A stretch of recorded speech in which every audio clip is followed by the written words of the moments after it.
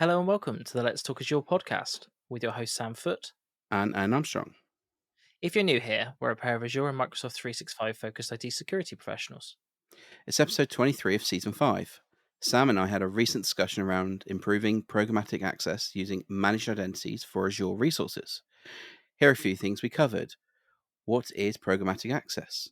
What methods are usually used for programmatic access in Azure? And what are managed identities for Azure Resources and how can they be used? We've noticed that a large number of you aren't subscribed. If you do enjoy the podcast, please do consider subscribing. It would mean a lot to us for you to show your support to the show. It's a very great episode, so let's dive in. Hey Alan, how are you this week? Hey Sam, not doing too bad. How are you? Yeah, not too bad. What happened to our upload last week? We had some technical issues, didn't we? When we were when we were just about to record. We got bit by laziness meets DRM, I believe. Technical issues, yes. Technical issues. Sorry, yes, professional technical issues. No, yeah, apologies. No upload last week.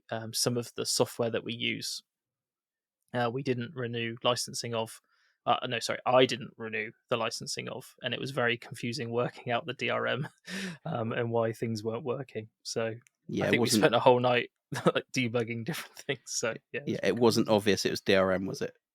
No, exactly. So, So yeah, no, we just decided, you know what, the universe, the universe is blocking us this week. So yeah, we decided just to shift out a week.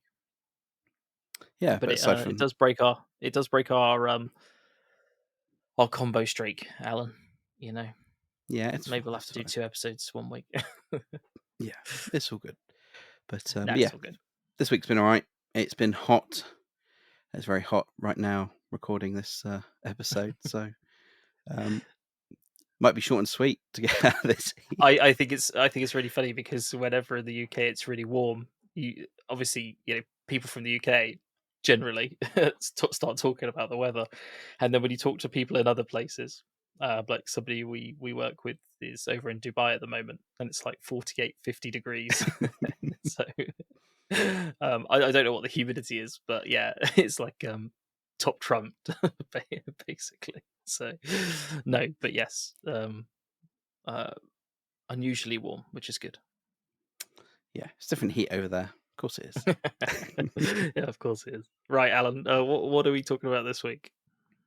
Yeah, so we're going to talk about managed identities in Azure and programmatic access to Azure. Yeah, nice. I know this is. I don't know. I would say it's quite an advanced topic. I would say. I don't know if it's fair to say that, but I kind of feel like a lot of like quick starts and guides and learning materials just push people down to shared tokens, passwords, connection strings, SAS, those types of things instead of actually utilizing, managed identities, right? I don't know. Maybe that's just how I sort of started to approach the cloud when I first started. Yeah, it's definitely something like that. I mean, they are reasonably new, I guess, over the last year or two. So, Okay, right. it's if you've always done it one way and didn't realize you could do it another, like Oh yeah, our yeah, last exactly. episode, it's been out for a year in preview. Yeah, exactly. Yeah. You definitely shouldn't come to me if you're you're wanting to know about like the age of any sort of solution or yeah. But no, I think I think I know about managed identities, but I'm sure we'll get through some of this anyway. Right, so Alan, yeah, should we just start off with sort of why they exist and what programmatic access is? Yeah, so programmatic access at a very high level is just using scripts and background access to or CLI, access to resources or an application kind of thing. So I suppose programmatic access could be to APIs and things like that. So or to services in the background. So yeah, it's normally within an application, like a script, and it's to run a process against that resource. So maybe it's against yeah, it's programmatic access against a SQL database, or maybe into Azure to build resources or remove them. Infrastructure as code. We'll be using programmatic access to do those things. So from a very high level, that's kind of what programmatic access is.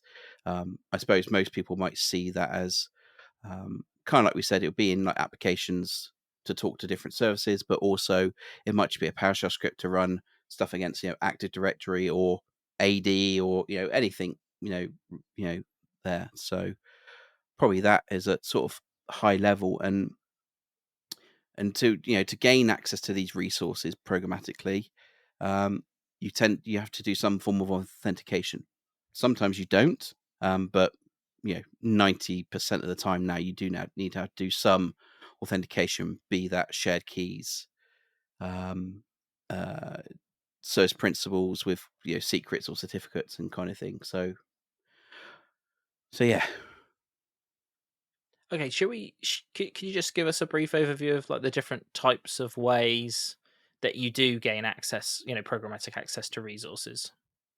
Yeah, so probably just tying on from what I was just saying. So in effect, you could have the authentication process to be able to gain that programmatic access might be just username and password, typing it in. Probably with Azure and Microsoft Entra, that won't be as simple as just username and password. That will be a modern authentication against Entra, so you have to do MFA and things like that now if required by conditional access. Um, But the other ways that you can do it with Entra in effect is with a service principal, an app registration. Within the app registration, you can specify um, within within 365 or Graph. You specify the permissions that you want on that, or within Azure, you assign it to the resources and the role that you want it to have there. Um, with the app registration to authenticate, you can use a secret. So you generate a secret which lasts X months, X years. And that's it's very sensitive, because if someone else gets two parts of it, then they technically have access and they can use whatever permissions that has. Kind of like, I suppose it is kind of like username password, but not quite the same. The other way is to use a certificate. So you generate a certificate from a PKR, for a public key provider, and then you deploy it to that. You deploy the trusted certificate to the app registration. So any tokens that you generate using the certificate can then be validated and proven that you can go to it. So that's a couple of the reasons, and of course you can now use managed identities, which we'll talk about in a minute. But to use the methods I've kind of talked about, you have to store them somewhere. You have to be within your application or your different IaaS or PaaS services to be able to use them and access resources. So within Azure, you generally put the secrets into the key vault. Kind of makes sense. You store it there. Your service or your service.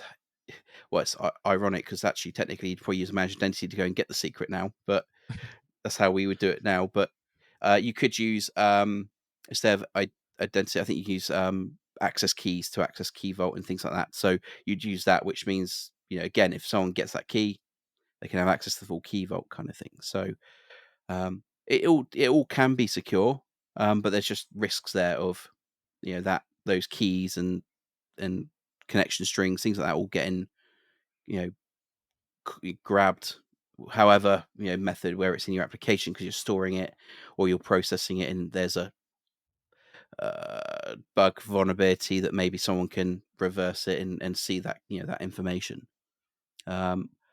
So that's kind of how we would use them as well, for Azure resources.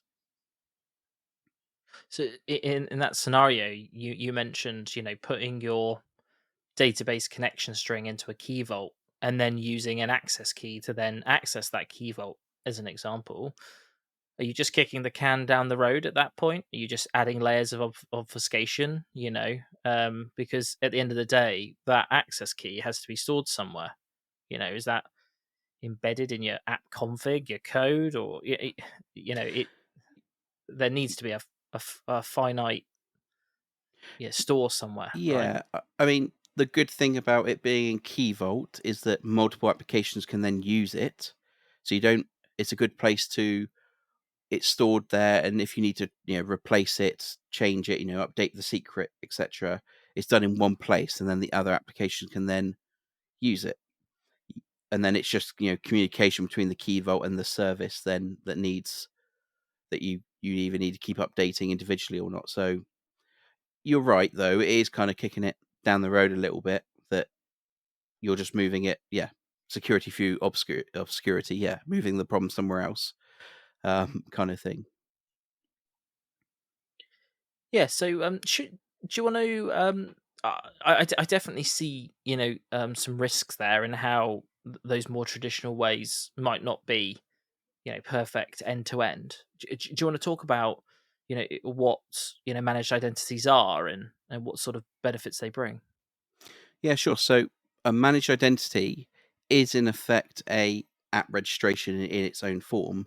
But within Azure, you can actually um, assign it to there's two different types there. So there's a system managed identity and a user assigned identity managed identity.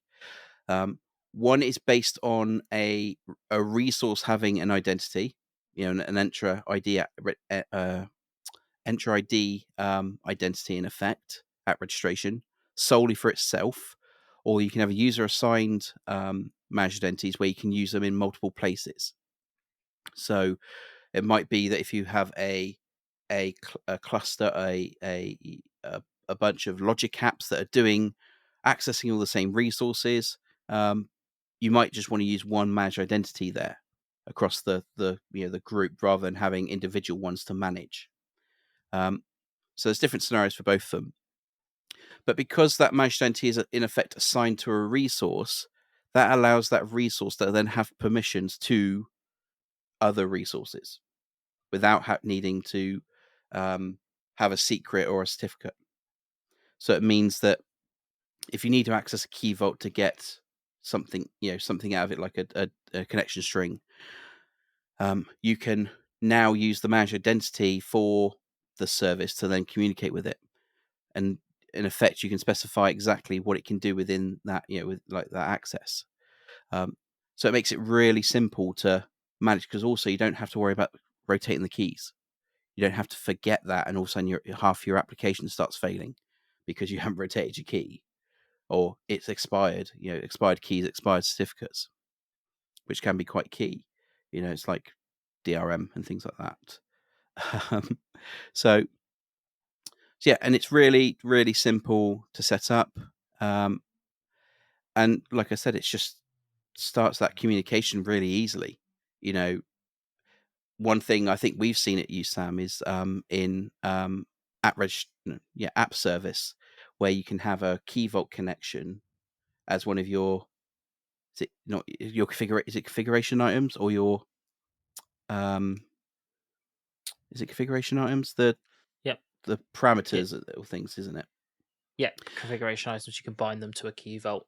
Yeah. Yeah. It's all integrated. Yeah. Yeah, so literally all you do in the service there at the the Azure portal side, or at least the app service level, is you type in the URL to the key, and then it uses the system identity from the app service to then go to that key vault and get the key. So storing them securely in another place is brilliant, because then from a management perspective, the app service administrator doesn't have to know what the key is, or they know where it is because it's been specified in the key, in the URL. Because then I think those configuration items then just appear as that the value, doesn't it, if I'm right, in your app. So there's no like connection or Yeah. anything. They're just environment variables. So they get presented as environment variables in it. So you just go, environment dot env dot, and then you can just access it via like its key name, and the developer, you know, they don't need to manage any connections or anything like that. They just reference their environment variables and away they go. It's all handled further up the chain for them. Yeah. It's great. So yeah, makes it really simple to do that communication. We've used it to in our day to day to talk to API manager, to other to semi secure logic apps between each other, and this is consumption ones, not standard ones where that's quite simple to do. But also talking to um, potentially graph or Dataverse using managed identities, so we don't have to worry about sorting all that sort of stuff out. So yeah, there's lots of benefits, and like I said, it's really the key one is it's simple to do. You can easily see where they are. They don't they're tied in effect to your tenant.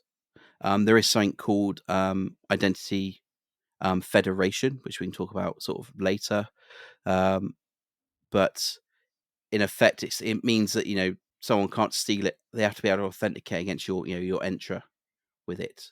So at least you can see that as well. And to be fair, it has to be attached to a resource and in your subscription and things like that. So it can't even be taken out. Someone can't run it on their own. So you've got that massive security thing that it's ring fence in effect to your tenant and to your subscriptions and things like that. Yeah, it literally has to be used in your environment, not taken away and used. Well, what can they steal? There's nothing to steal apart from a client No, ID. yeah, exactly. And essentially, they could just assign it to another resource in your environment, right? To get access to something else. But I think then, because you can really disconnect like developer related roles with sort of security administration tasks as well. So, if you do have a development team that are building in Azure, and you also have a cybersecurity and infosec team, DevSecOps. You can separate those roles out quite nicely. You say to your developers, these, well, give me the environment variables you want me to expose these, these values to, or these resources or connection strings on. You manage that all yourself, and the developers don't even need to have access to it. Because I'm not saying that developers inherently don't follow best practice or don't do the right thing or have the best intentions, but when you are building and your role is to get through your backlog as quickly as possible, it's very tempting to use a connection string, shared access key, um, open authentication up, right? And I think these types of tools, once you've got your head around them, and they're not insanely complex, I wouldn't say, especially if you're mainly using them via the portal and not trying to do anything too clever with them. It's a relatively simple concept, and it can add really, really, really good security controls, to your application stacks. Yeah, and I think as well it does simplify. I think you kind of might have said this, but it does simplify the process because you let's talk about how you deploy them. You go into Azure. If it's a system managed identity, you go to your resource, and if it supports it, you go turn it on. 20 seconds later, it's got a system managed identity, which then you can give access to what it needs, kind of thing. If it's a user assigned, you go into managed identities and create one, give it a name. It's done. Yeah. It's The only thing I will say is it's a shift from more traditional methods, mm, because traditionally, if you had a web app and you want, a back end API or something, and you wanted to talk to your SQL database, you would have a connection string and you'd manage that yourself. You wouldn't check it into Git. You would put it in different places and sort of protect it yourself, if that makes sense. So this is sort of handing over some of that responsibility to the platform, and it is an Azure specific thing, if that makes sense, right? yeah, So but I wholly agree with you. Once you're utilizing it, it's incredibly easy, and the user experience is, yeah, is absolutely great. Yeah, I mean, the other thing I've seen is a virtual machine and having a managed identity, and then storing its encryption, its BitLocker keys and stuff going into a key vault and things like that. That's used there because then the system's able to retrieve them and everything. But the other one I've seen is access to an Azure SQL database, because instead of you giving it a user account to use, you give it the identity of the system in effect and say, well, this machine's allowed to talk to it and it's got this permission. So it Yeah, doesn't matter what role you've got, only this machine can talk to it in that sense. So you've got that ease as well. I assume, I've not actually done it myself. I've seen someone or seen it in action kind of thing, but not actually the config. But I think they were almost like, yeah, signing in with.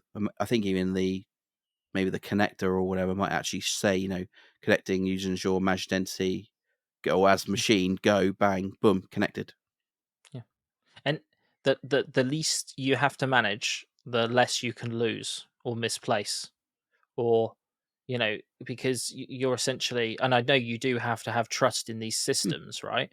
But I assume if you don't have trust in managed identities, you probably shouldn't even be in Azure in some respects, right? Because like the veil of security is probably not up there for you. But um it just makes your life so much easier.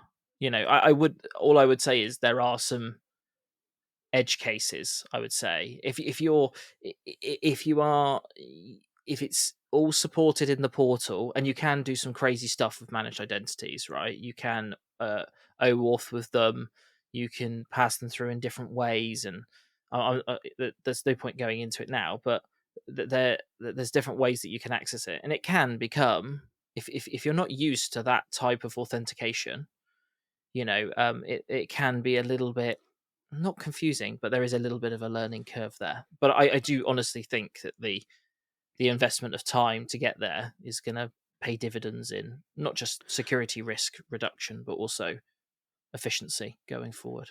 Yeah, You won't look back. I think as well, you might find, or what I found at least, is that you kind of use it, and then you're like, this is great, I want to use it for everything. Yeah, Not exactly. everything does support it, and then Yeah, you hit that wall, and you're like, oh, I've got to use a key, it's great. Yeah, got to look after something somewhere, you know.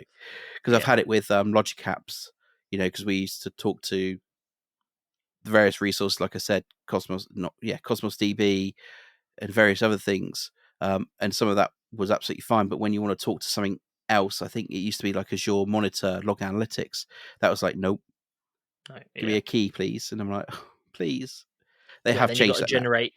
Yeah, and then you've got to use your managed identity to create a token, right, which you can then use via What?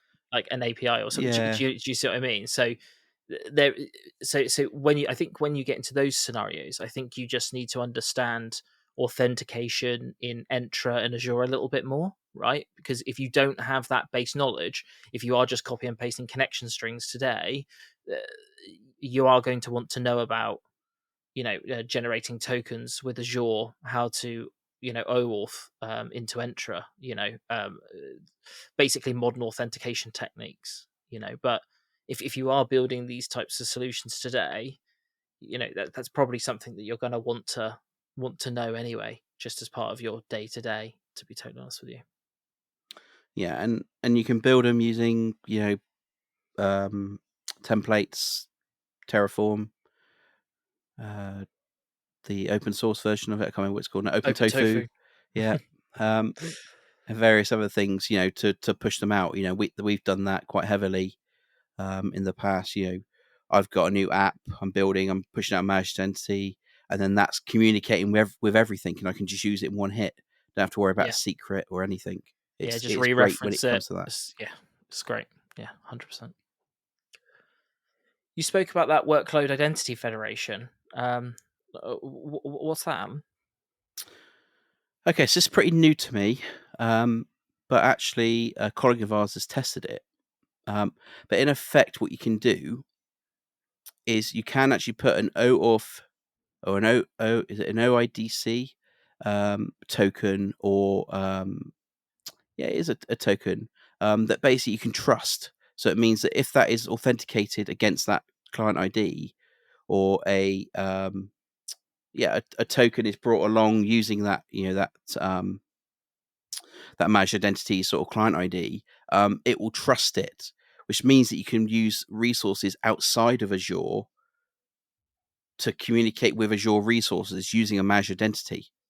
So you don't have to use secrets and things like that either. You can use, um, that other services, um, maybe equivalent of a managed identity, to then say, you know, I'm going to authenticate using the managed identity in Azure, and Azure knows to trust the other managed identity in effect, or the other service or secret, whatever it might be. Which makes it really powerful, because in effect it means that you can have cross cloud workloads communicating. Sort of some of the supported ones are, if you've got Kubernetes in AWS, or the Kubernetes engine in Google. You can do a trust relationship between the user assigned managed entity and the app registration and the Kubernetes workload, and then it's able to communicate. Another one, which our colleague Chris was playing with, was he was able to get DevOps pipeline and a service, the service there, to actually be Terraforms. Use it as a Terraform, as authenticating against it, not needing a key anymore. So you in Nice. effect use the managed identity to then push out your resources and not need to renew the keys, which was quite interesting. So he's been doing some testing with that, as he was sort of renewing the client secrets. He's like, oh, I was talking to him about this, and he said, oh, I'll go and try it out. So that's quite interesting in itself. GitHub Actions configure a trust between your user assigned identity and application and the repo. Google Cloud, trust between that. AWS, I said. It basically, it in effect just says anything outside of Azure you could do, as long as you do an API call into the Microsoft ecosystem, and you provide a JWT token in effect to it, and it will then trust it. So Nice. Yeah. yeah, Pretty that good. kind of opens it up a bit more, at least. So at least then, from your Azure build, you can keep it quite secure. You can use it there, and then you're within the within Entra. Then you then say, I then trust authentication from this other identity outside of my resource. So you're still limiting what can, not to say impersonate, but use that identity's permissions and things like that. So yeah, I think that's quite good. I think that's quite new as well. So It's and probably a year old, Alan. You yeah, know. probably. I'm not going to go and check on my stuff, of course. But I won't either. as I'm aware as well, you can look at like, because obviously these are kind of authenticating without any keys, things like that. You can, there's a workload ID SKU in Entra, which means you can, do extra monitoring on it and things like that, and see all the sort of activity as well. So that, these can still be monitored, because they are just authenticating against Entra and things like that. Much you Yeah. need to upgrade your SKU to understand exactly what it's doing, kind of thing. Following on from that, how much do they cost? What is the licensing sort of approach for them? Well, I mean, it's really, they are quite expensive. They're really expensive. I mean, they're free. What? Free from Microsoft? It's a But security thing. What? they're That's just I say just, but they are just an identity. You don't pay for app registrations, do you? So, true. Yeah, true. Yep. I mean, I suppose technically you could have Entra basic free version to do this in Azure. You don't have to have the security, the other SKUs there No, to protect. no. I think you might have that in place to protect your identity going into there to manage it, but Yeah, you're you like might. administrative. Yeah, role identity. Yeah, but yeah. yeah, there's no cost. Lovely. I think there might be a limit on how many you can have in a region or in a subscription, things like that, but it's quite high numbers sort of thing. So Be like 15,000 yeah, managed identities or something like that. yeah, that's probably the limit on entry, for app registrations or something. Somebody with a Terraform script just testing the limits. Right. Brilliant. But yeah, Nice. I mean, it's fairly simple, Yeah. quite important at the same time, but. And like you said, it is a bit of a change on how you do your authentication because you expect to do all those other bits to do that authentication, Yeah. um, but also simplifies your theory simplifies your authentication code process, whatever you're sort of doing in Yeah. that part. So yeah, Yeah. Nice. Well, anything that is, I won't call it no cost. I'll call it included in the price of Azure. yeah. Well, um, that is true. You've got to use it against Azure resources, so you can't just have yes, it you got sat to there pay for doing nothing. those. Yeah, Yeah. Yeah, exactly. So, but yeah, it's good that we've got a modern and where supported, and I think it's pretty unfair to say where supported. Really, I don't really like saying that because it is supported in so many mm, places, and I think, as you've mentioned, it's only a matter of time that it sort of proliferates everywhere, if that makes sense, and it's and sort of spreads across all the different types of resources. So it's I think it's a great approach, and it's the right way to move. And if you can use it, then yeah, I would definitely advocate at least reviewing it and see if it can work for your use case. yeah. So yes, there wasn't anything else to really talk about. I don't think there's anything to sort of call out, kind of thing. Um, so yeah, I think that's us sort of done with it. Nice, good job, Alan. Yeah. So next episode would have been Sam, but isn't anymore because it's now going to be first week of the month. It's So gonna be news. yeah. Right, well, we're not going to tell them what the next episode Oh, is. okay. Bit of tension if anybody, if anybody's made it this far. Yes, news next. News next month.